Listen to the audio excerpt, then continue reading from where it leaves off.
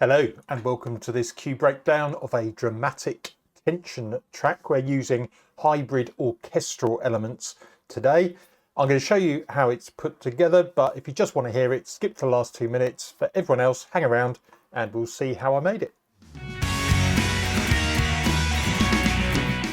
Okay, so this is the finished track. If I've got my hidden elements in here for my reverbs, there's 7 of them, which correspond to the 7 stems. So I've ended up breaking it out into keys, strings, pads, bass, tuned percussion, percussion and transition elements.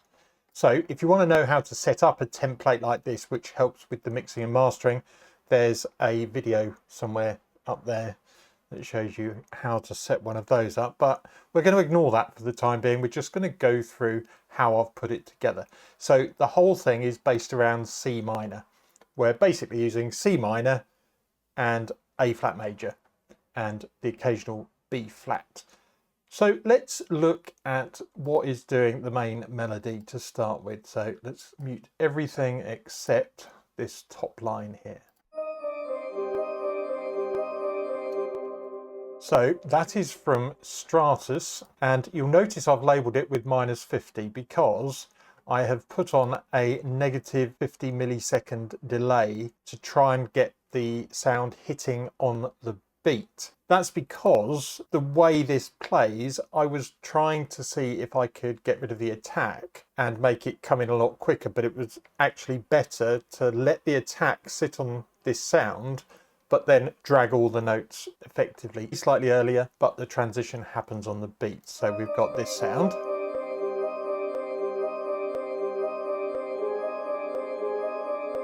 That's going to the A flat there. Later on we vary that melody, so let's have a look at the notes. So originally we've got this, then we come to slight variation, and that's repeated at the end. But notice we've also got this mallet from Conflux, and that is doing this. So just single notes to start with.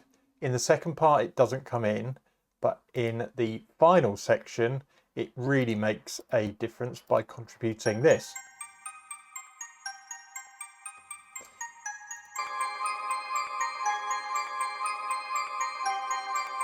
So a slightly different harmony. And what you'll notice is I've actually put a pan on here. So this is a pan of +20. I've left the keys in the center. It just worked slightly better being slightly out of the way. Okay, next we've got these violins 1 and 2. So you can see we leave those until this second section here. And what they are doing is initially copying what the keys are doing, and then in the final section they've got their own little riff to do.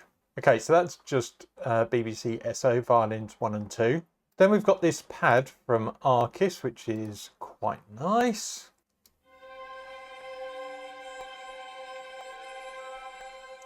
Adds a little bit of sparkle throughout the whole thing. Notice there are more towards the end because obviously we are building as we go along. Then I've got a section of basses. So these are all synth bass from Mosaic Bass, the top 2, and Oblivion, the Chuggin' McChugster, as the third option. So that actually comes in to start with.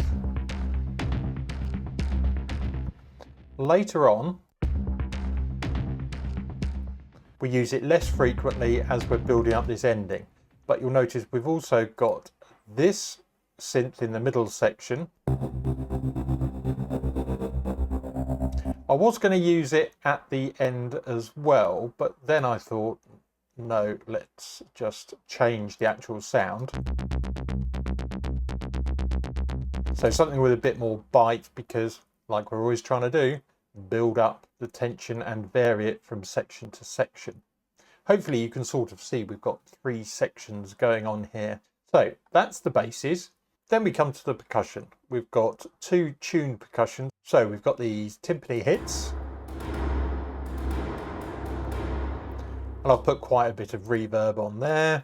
And we've also got some tubular bells having a bit of fun as well.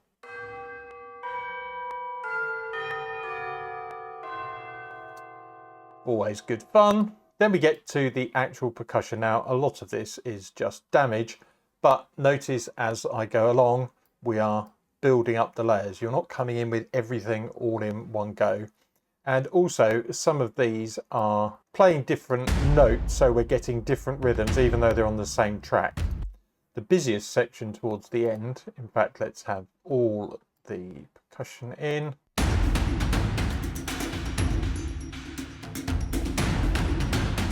And we've got these hits here.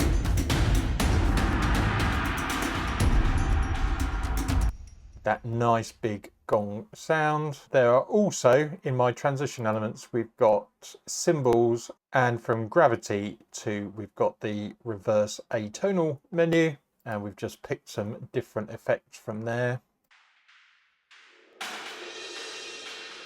And here comes the reverse. Nice. Okay, another thing to point out when arranging this is the cymbals and where I've put them. So you'll notice here, I will often use a cymbal swell as a way of getting into a piece or into a different section. Here I've used them slightly differently, and they are in the sort of middle of a phrase, but you'll hear how they work in this beginning bit. And it just adds a little bit extra, so we're not getting bored with the ostinato keys melody, and everything is building. So that was the initial damage hit.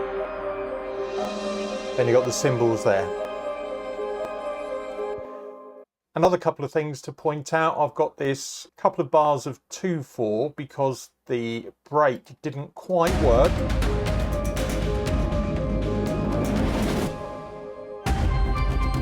If I left that for 4 beats, it was feeling too long. So I've just inserted, using my global parameters, I've got 1 bar of 2/4 and then straight back to 4/4.